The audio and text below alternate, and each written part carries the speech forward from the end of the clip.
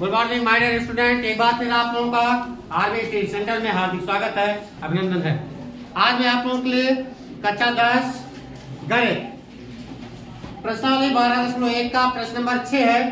आप लोग इस प्रश्न को अच्छे ढंग से देखिएगा क्योंकि ये प्रश्न बोर्ड परीक्षा में बहुत पूछा जाने वाला क्वेश्चन है और इसको ध्यान से देखते हैं। दवा का एक कैप्सूल एक बेलन के आकार का है जिसके दोनों सिरों पर एक एक अर्धगोला लगा हुआ है। पूरे कैप्सूल की लंबाई 14 मिलीमीटर है और उसका व्यास 5 मिलीमीटर है। इसका पृष्ठ क्षेत्रफल ज्ञात करना है। हमें क्या करना है, जो कैप्सूल आप लोगों के सामने दिख रहा है, ये जो कैप्सूल आप लोगों के सामने दिख रहा है, इसका हमें पृष्ठीय क्षेत्रफल ज्ञात करना है। तो यह जो कैप्सूल है, कैप्सूल के आकार को देखने से हमें ऐसा लग रहा है कि इसके दोनों किनारे पर दो अर्धवृत्ताकार बने हुए हैं और बीच में बेलनाकार भाग है। तो यहाँ पे इस तरीके से होगा, इस तरीके से होगा और इसका जो व्यास है वो 5 mm है। अर्ध गोलाकार भाग का व्यास जो है वो 5 mm है। 5 mm है इसका व्यास और इसका जो रेडियस होगा r, व्यास बटे 2 होता है, d/2 होता है, 5/2 हो जाएगा। इसका व्यास जो है वो 5/2 होगा। त्रिज्या इसका r जो है 5/2, मतलब यहां से मान लीजिए ऐसे है, तो यहां से यहां तक की जो डिस्टेंस होगी वो 5.2 की होगी और यहां से यहां तक की जो डिस्टेंस होगी ये भी 5.2 होगी। और जो अर्धगोलाकार भाग का त्रिज्या होगा वही त्रिज्या बेलनाकार भाग का भी होगा क्योंकि ये उसी पर अध्यारोपित है। उसके बाद हम बेलनाकार भाग की लंबाई ज्ञात करते हैं। केवल बेलनाकार भाग की लंबाई, देखिए कुल जो लंबाई थी, जो कुल लंबाई थी वो 14 mm की थी। 14 mm कुल लंबाई थी। 14 mm माइनस क्या हो जाएगा, ये जो अर्धगोला इधर से टोपी पहनाई गई थी, इधर से और इधर से टोपी जो पहनाई गई थी, जो इसकी त्रिज्या यहां से यहां तक की जो डिस्टेंस 5/2 इसका हो जाएगा और 5/2 इसका हो जाएगा। दोनों को जोड़ लीजिए, 5/2 प्लस 5/2 हो जाएगा। कितना mm होगा, 14 mm माइनस, ये देखिए इसका जो है हर बराबर है। जहां पे हर बराबर होता है, अगर डिनोमिनेटर बराबर है तो हम नंबरेटर को ऐड कर देते हैं, यानी ऊपर वाला नंबरेटर नीचे वाला डिनोमिनेटर है, तो क्या हो जाएगा, ये 2 हो जाएगा और ये 5 और 5 दोनों जोड़ दीजिए, 10 हो जाएगा। 10 mm, 2 5 10, यानी 14 mm से 5 mm सबट्रैक्ट करना है। 14 mm से 5 mm सबट्रैक्ट करना है, तो 14 में से 5 गिर 9 mm होगा। इसकी जो ओनली जो बेलन की लंबाई होगी, केवल बेलन की लंबाई जो होगी वो 9 mm की होगी। अब हमें क्या करना है, इस पूरे कैप्सूल का पृष्ठीय क्षेत्रफल ज्ञात करना है। पूरे कैप्सूल का पृष्ठीय क्षेत्रफल, सपोज दैट यह एक कैप्सूल है, तो इसमें क्या है, बेलनाकार भाग है, बगल से जो है अर्धगोलाकार भाग ऐसे बनाया जाता है। आप लोगों ने कैप्सूल को देखा, बगल से ऐसे अर्धगोलाकार भाग रहता है, तो पूरे कैप्सूल का पृष्ठीय क्षेत्रफल होगा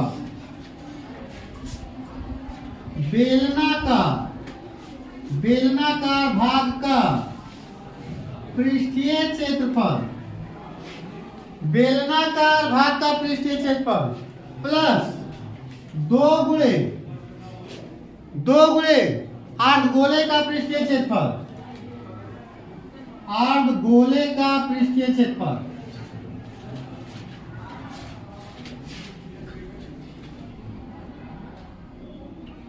अर्धगोले का पृष्ठीय क्षेत्रफल 2 हमने क्यों लगा दिया है?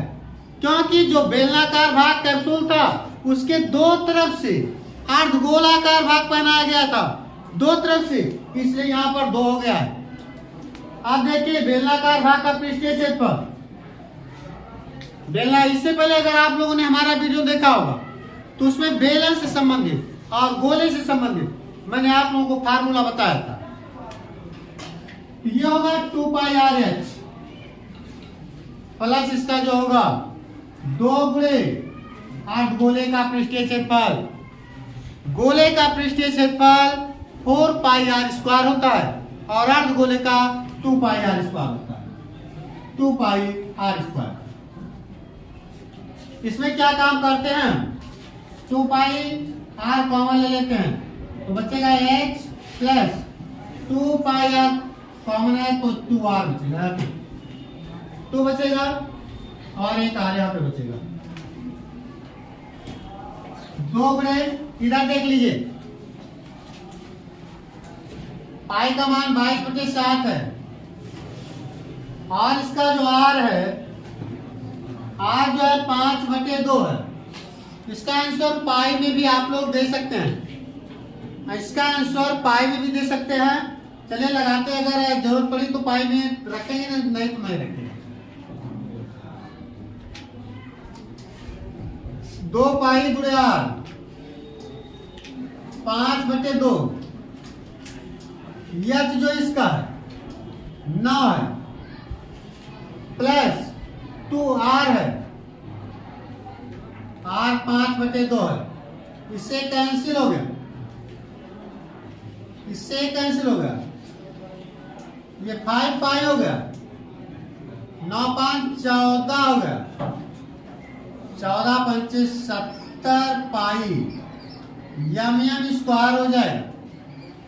70 पाई यम स्क्वायर जो है इसका आंसर आएगा। अगर इसका आंसर में पाई में नहीं लाना है तो ये हो जाएगा 70 गुणे 22/7 यम स्क्वायर, काट दीजिए 10 आएगा, 22 धामा 220 यम स्क्वायर, इतना जो है इसका पृष्ठीय क्षेत्रफल होगा। इस क्वेश्चन का पृष्ठीय क्षेत्रफल 220 यम स्क्वायर होगा। आप लोग क्वेश्चन को अच्छे ढंग से देखिएगा, अच्छे ढंग से देखिएगा।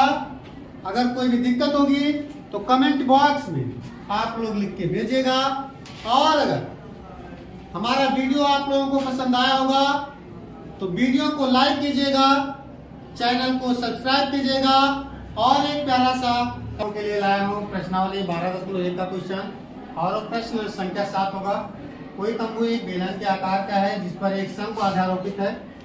यदि बेलनाकार भाग की ऊंचाई और व्यास क्रमशः 2.1 मीटर और 4 मीटर है तथा शंकु की त्रियक ऊंचाई 2.8 मीटर है, तो इस तंबू को बनाने में प्रयुक्त कैनवस का क्षेत्रफल ज्ञात कीजिए।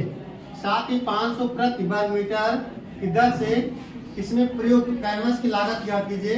ध्यान दीजिए तंबू के आधार को कैनवस से नहीं ढका गया है।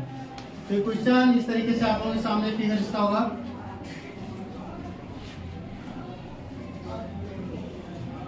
ये जो है नीचे का पार्ट बेलनाकार है, नीचे का जो हिस्सा है वो बेलनाकार है, ऊपर का जो हिस्सा है वो शंक्वाकार है। ऊपर का हिस्सा जो है शंक्वाकार है और नीचे का हिस्सा जो है बेलनाकार है। क्या है? इस पर शंकु आधारोपित है कि ऊंचाई और व्यास क्रमशः 2.1 मीटर, ऊंचाई और व्यास, ऊंचाई इसका जो है 2.1 मीटर है। किसका? बेलनाकार भाग की ऊंचाई, बेलनाकार भाग की जो ऊंचाई है वो 2.1 मीटर है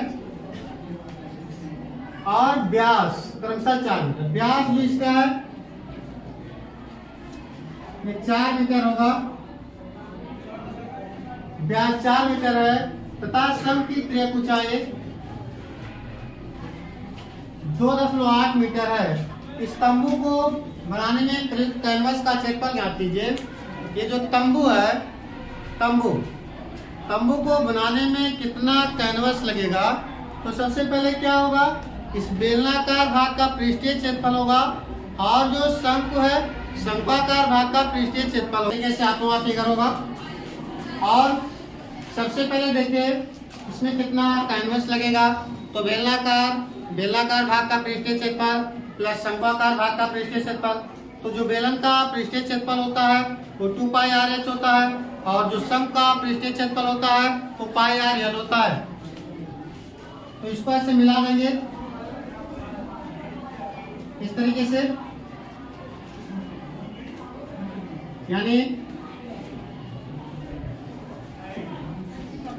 बेलनाकार भाग की ऊंचाई h बराबर 2.1 मीटर, ये हो गया। बेलनाकार भाग का व्यास बराबर 4 मीटर, इसका जो त्रिज्या होगा 4/2 यानी 2 मीटर होगा। और इसका जो है क्रियक ऊंचाई शंक्वाकार भाग का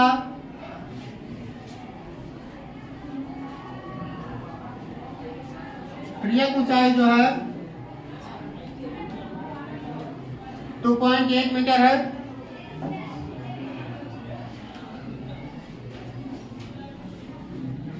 तंबू का वक्र पृष्ठीय क्षेत्रफल बेलनाकार भाग का पृष्ठीय क्षेत्रफल प्लस शंक्वाकार भाग का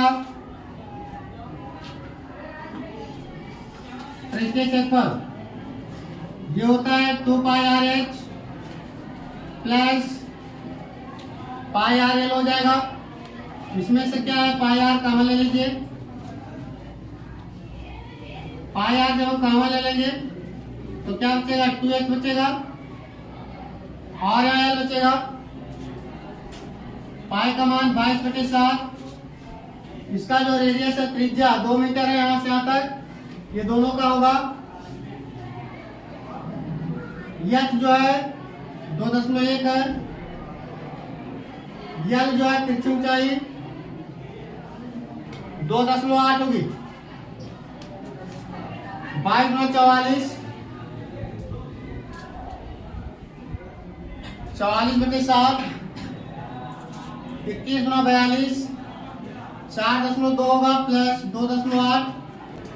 ये जो है 44/7 गुणे 8 2 10 के 0 हो जाएगा। 4 2 6 7 यहाँ पॉइंट लग जाएगा, यानी 7 × 7 44 × 44 40 मीटर स्क्वायर हो जाएगा। 40 मीटर स्क्वायर ज्ञात क्या करना है। प्रयुक्त कैनवस का क्षेत्रफल ज्ञात कीजिए 7,500 प्रति वर्ग मीटर की दर से इसमें प्रयुक्त कैनवस की लागत कुल लागत मूल्य बराबर 44 गुणे 500 0 हो जाएगा। 5 और 20 के 0 यहाँ से 2 5 और 20 2 22 कितना रुपया हो जाएगा 22,000 रुपया जो है इस पूरे तंबू को तैयार करने में लगेगा। तो आप लोग इस क्वेश्चन को अच्छे ढंग से देखिएगा। अगर कोई दिक्कत होगी तो कमेंट बॉक्स में लिखिएगा। अगर वीडियो को आप लोगों को पसंद आएगा तो लाइक कीजिएगा, प्यारा से कमेंट कीजिएगा और चैनल को सब्सक्राइब कीजिएगा। जय हिंद।